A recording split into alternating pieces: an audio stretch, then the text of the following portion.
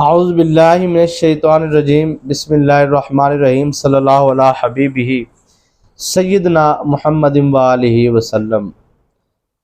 बहुत सारे viewers zone से है वो ये कहते हैं जी हमारा जो दुश्मन है वो चाहता है कि हम तबाह भी हो जाएं, बर्बाद भी हो जाएं। हमारा दुश्मन हमें बर्बाद करने के ख्वाब देखता है और उससे में मुसलसल लगा है। कई लोगों को ऐसे लगता है जैसे हमारे जो दुश्मन हैं वो जादू करते करवाते हैं, तो इतने वो मतलब मुसलसल बच्चों पे भी, बुजुर्गों पे भी, जवानों, पूरे घर, पूरी फैमिली को और कई सालों से जो उनसे है वो ये अमल कर रहे हैं। तो अगर कोई ऐसा अमल कर रहा है जो आपको तबाह और बर्बाद करना चाहता है, आपको ज़लील और रुसवा करना चाहता है, तो ये सारे मामलात के लिए मैं आपको ऐसा अमल देने जा रहा हूँ। मैं बस आपसे एक लफ्ज़ कहूँगा कि आपने दुश्मन से डरना नहीं बल्कि उसका मुकाबला करना है। आज मैं आपको ऐसा अमल देने जा रहा हूँ कि जिस अमल को करने के फ़ौरन बाद आपको रिज़ल्ट मिलेगा। ये एक दिन का अमल है, एक मर्तबा का अमल है, बार बार आपने नहीं करना। तरीका आपने मुकम्मल समझ लेना है तो इंशाल्लाह आपको कामयाबी मिलेगी। मैं वजीफ़े का आपको तरीका समझाने जा रहा हूँ। कागज़ पेंसिल ले तो आप तरीके को लिख लीजिए। सबसे पहले तो बात यह है कि आपने एक कागज़ लेना है और उस कागज़ पर आपने अपना मकसद जोन सा है वो आपने लिख लेना है। यानी कि मकसद से मुराद ये है कि आपका जो भी मकसद है कि जी मेरा फ़लाँ दुश्मन है, वो मुझे तंग कर रहा है, तो इस तरह ये वो, उसका आपने इशारतन आपने लिख लेना है उस कागज़ के ऊपर। समझ आ रही है बात की? कागज़ के ऊपर आपने लिख लेना है। लिखने के बाद आपने उस कागज़ पे हल्का फुल्का उसका मकसद लिखना है और वो आपने अपने दुश्मन का, और आपने लिखना है कि मैं इससे बदला लेना चाहता हूँ या चाहती हूँ। तो ठीक है जी, आपने नीचे उसका नाम लिख देना, फ़लाँ बिन फ़लाँ। ये आपका जी एक कागज़ तैयार हो गया। इसको आप तावीज़ कह लें, आप जो भी कह लें। मकसद से मुराद ये नहीं कि आप एक बहुत बड़ा लेटर लिख लें, बहुत सारे मकसद, उससे मुराद ये है कि परेशानियाँ तो ज़ाहिर बात है बहुत ज़्यादा है, लेकिन आपने बस खुलासा कलाम अपना, मैं मुश्किल से निजात चाहती हूँ, या मैं मुश्किल से निजात चाहता हूँ, या मैं जादू से या सेब से, या जो मेरे दुश्मन ने मेरे साथ किया है मैं चाहता हूँ कि उसके साथ भी वही हो, मैं चाहती हूँ उसके साथ भी वही हो, वो सब मेरे उससे उतर के वापस पलट गया। इतनी सी लाइन लिख ले आप। ठीक है जी, इशारा कर दिया मैंने आपको। अब आपने नीचे अपना मकसद, वो ऊपर मकसद लिखने के बाद आपने नीचे अपने दुश्मन का नाम लिखना है, फ़लाँ बिन फ़लाँ। अब आपने क्या करना है जी, आपने 3 अदद नींबू ले लेने हैं। ठीक है जी, तरीका आपने मुकम्मल समझना है। 3 अदद नींबू लेने हैं। नींबू लेने के बाद आपने क्या करना है, उस पर पढ़ाई करनी है। पढ़ाई करने से पहले आपने उन तीनों नींबुओं को दरमियान से काट लेना है, उनके 2-2 पीस कर लेने हैं। वो 3 नींबू 6 बन जाएंगे। ठीक है जी। अब आपने क्या करना है कि आपने उसके ऊपर पढ़ाई करनी है। ये पढ़ाई आप किसी भी टाइम कर सकते हैं। ये आप रात के टाइम कर लें, दिन के टाइम कर लें, कोई मसला नहीं है। बस ज़वाल टाइम नहीं करना। ये आपने उन नींबुओं पे पढ़ाई करने के बाद आपने उन नींबुओं के ऊपर दम करना है। ठीक है जी। जो भी आपको पढ़ाई में बताने जा रहा हूँ वो आपने उन नींबुओं के ऊपर दम करना है और वो नींबू जो उनसे है आपने उस कागज़ के ऊपर निचोड़ देने। ठीक है जी। अब आपने के पास है 3 नींबू। आपने 3 नींबुओं को काटने से पहले कलम के साथ नहीं लिखना, इशारे के साथ लिखना है। सबसे पहले नींबू पर आपने अपने दुश्मन का नाम लिखना है। ठीक है जी, इशारे के साथ आपने अपने दुश्मन का नाम लिखना है। दूसरे नींबू पर आपने अपने दुश्मन से जो लेना चाहते हैं ना काम, या जो भी जिस मकसद के लिए भी, अब आपकी जैसी सोच होगी, जैसी नीयत होगी, जितनी सख्त आपकी नीयत होगी उतना सख्त आपको, यानी कि फौरी रिजल्ट आपको मिलेगा। तो अब आपने वो उसके ऊपर अपना मकसद लिखना है दूसरे नींबू पे। तीसरे नींबू पे आपने लिखना है, ये लिख लीजिए कागज़ पे, बार बार नहीं पूछना। मैं बड़े आराम से बता रहा हूँ, बड़े सुकून से, इसलिए बार बार वही सवाल कमेंटों में आके परेशान करना या फ़ोन कर कर के परेशान करना जी हमें बताए। तो मेहरबानी है कि मैं जब आपको तरीका सही तरीके से समझा रहा हूँ तो आप लिख लीजिए। पहले नींबू पे आपने क्या करना है, दुश्मन का नाम लिखना है। दूसरे नींबू पे आपने मकसद लिखना है इशारतन, और तीसरे नींबू पे आपने लिखना है इबलीस लईन लईन लईन, यानी कि इबलीस लिखना है और फिर 3 मरतबा लईन लईन लईन लिखना है। ठीक है जी। ये लाम आइन या नून लईन। ठीक है जी। ये कलम से नहीं लिखना, मैं बार बार बता रहा हूँ, ये आपने उंगली के इशारे से लिखना है। ठीक है जी। पहले नींबू पे मकसद, दूसरे नींबू पे आप, पहले नींबू पे आपने दुश्मन का नाम, दूसरे नींबू पे आपने मकसद, तीसरे नींबू पे आपने लिखना है इबलीस लईन लईन लईन। ये आपने क्या करना है कि वो आपने उस कागज़ के ऊपर आपने अपना वो उन नींबुओं को निचोड़ देना है। ठीक है जी।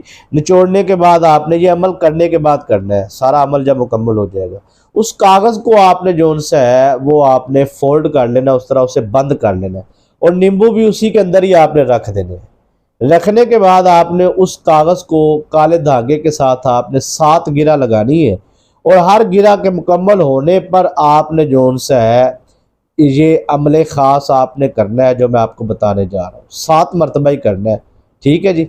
ये आपने एक गिरा लगाई, ठीक है, आपने अमल करके दम कर दिया। दूसरी गिरा लगाई, अमल किया, दम कर दिया। तीसरी गिरा लगाई, अमल किया, दम कर दिया। इस तरह करते करते आपने 7 गिरा करनी है और 7 दम करने हैं। 7 मरतबा आपने पढ़ाई करनी। पढ़ाई क्या करनी है बताता हूँ आपको। अब आपका वो तावीज़ सा तैयार हो गया। अब आपने उसका क्या करना है, उसका आपने ये करना है कि आपने उस तावीज़ को जो है वज़न के नीचे रख देना है। कोई भी वज़न है आप रख दो उस वज़न के नीचे।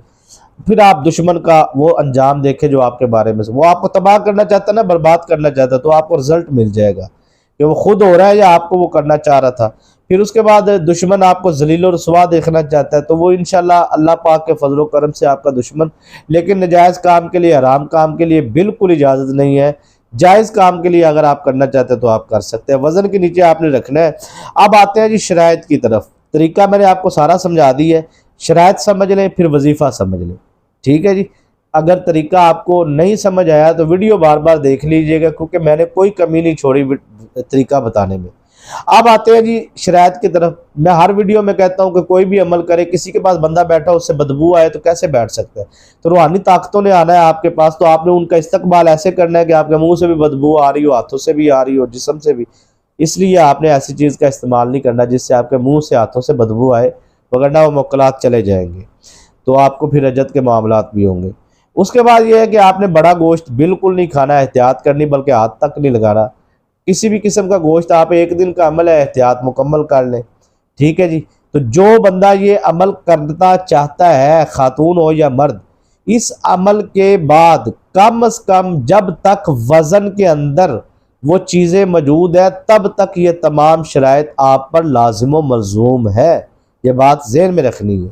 ठीक है ना।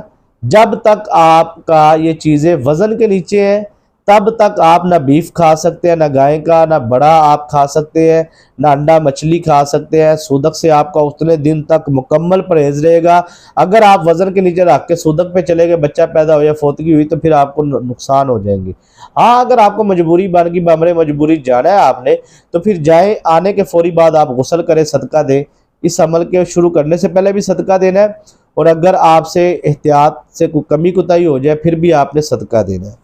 और जब आपका काम हो जाए फिर आपने उसे वज़न से निकालना है और वो जाके आपने उसको खोलना है। खोलने के बाद आप पानी में चलते हुए में बहा दें, वो अमल ठंडा हो जाएगा।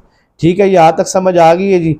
अब आपकी इजाज़त है तो 3 मरतबा आप दुरूद शरीफ पढ़ें और दुरूद शरीफ पढ़ के कमेंट सेक्शन में सुभान अल्लाह लिखें, और कोई भी आपका मकसद है वो भी आप कमेंट में लिख दें ताकि दुरूद शरीफ की ख़ास दुआ में आपको शामिल कर लिया जाए। चैनल को सब्सक्राइब नहीं किया ज़रूर करें, साथ लगे बेल आइकन के बटन को प्रेस कर लें ताकि जो भी हम नई वीडियोज़ अपलोड करते हैं उसका नोटिफिकेशन आपको मिलता रहे। कमेंटों में जो लोग हमें दुआओं से नवाजते हैं, मैं उन तमाम लोगों के लिए दुआ गो कि अल्लाह पाक आप सब सुनने वालों के रिज़्क़ कारोबार में बरकत अता फरमाए और जादू जिन्नात असेब साया सहार आफातों बलियात आजमाइशों परेशानियों से और दुश्मनों के हर किस्मी वार से शर से आपको महफूज फरमाए। अब पीछे मैंने सारा आपको तरीका समझा दिया जी। अब आपने करना क्या है, वो 3 नींबू, जिन 3 नींबुओं को आपने काट लिया है, बिल्कुल तैयार कर लिया, हर चीज़ आपकी रेडी है। अब आपने क्या करना है, अब आपने समझना है। सबसे पहले जी आपने अपना हसार लगाना है। हसार कैसे लगेगा, इस तरह आपने उंगली करनी है अपनी सामने, नाक के सामने, और इस तरह आपने जो उनसे है वो कम से कम 21 मरतबा दुरूद इब्राहिम पढ़ के हसार लगा लें। अगर आप आयतल कुर्सी का या सूरह इखलास का हसार लगाना चाहते तो इस चैनल पर मौजूद है, बल्कि आयतल कुर्सी का हसार तकरीबन 4-5 दिन पहले वीडियो अपलोड की है, वो आप इसी वीडियो लिस्ट में जाके देख लें। तो अब आप जो उनसे है वो हसार लगा लिया आपने। हसार लगाने के बाद आपने इस अमल को करना, जोर के बाद करेंगे तो सबसे ज़्यादा मतलब तेज़ तरीन अमल होगा। उसके अलावा किसी भी टाइम करें इंशाल्लाह कामयाबी मिलेगी। अब आपने जोन सा है वो 7 गिरा लगाते वक्त आपने वो नींबू वगैरह सारा अमल करने के बाद अब गिरा लगाते वक्त आपने क्या करना है वो समझिएगा। अब आपने तावीज़ वगैरह वो नींबू शेंबू सारा कुछ निचोड़ लिया, वो सारा काम कर लिया जो पीछे बताया गया। अब आपने जब पहली गिरा लगानी है तो आपने जब पहली गिरा पर पहुंचना है तो अब तब आपने तब्बत यदा अबी लहबिम व तब मा अगना अनहु मालुहु व मा कसब सयस्ला नारन ज़ात लहबिम व अमरातुहु हम्मालतल हतब फी जीदिहा हब्लुम मिन मसद। ये कुरान पाक की ना आखिरी सिपारे की सूरतुल लहब है, छोटी सी सूरह मुबारक है सूरह लहब। ये आपने पढ़नी है बगैर बिस्मिल्लाह के। 7 मरतबा आपने सूरह लहब पढ़ के जब पहली गिरा तो उस पर दम करना है, फिर दूसरी मरतबा फिर आना है 7 मरतबा सूरह लहब पढ़ के दूसरी गिरा पे आपने दम करना है। इसी तरह 7 मरतबा हर गिरा पे आपने दम करना है पढ़ के सूरतुल लहब। ठीक है जी। उसके बाद आपने वो बांध देना है, बांधने के बाद आपने जोन से है वो अपना हिसार लगा लेना है इख्तिताम पर भी, और उसके बाद वो आपने जोन से है वज़न के नीचे रख देना है। जब आपका काम मुकम्मल हो जाए वो निकाले और चलते हुए पानी में बहा दे खोल के। तो इंशाल्लाह अगर आपने मुकम्मल तरीका समझ के आपने इस अमल को किया तो ना आपको नुकसान होगा, ना रजत का मामला होगा, बल्कि आपको कामयाबी मिलेगी। दुआओं में याद रखिएगा। इजाज़त दीजिए। अस्सलाम वालेकुम।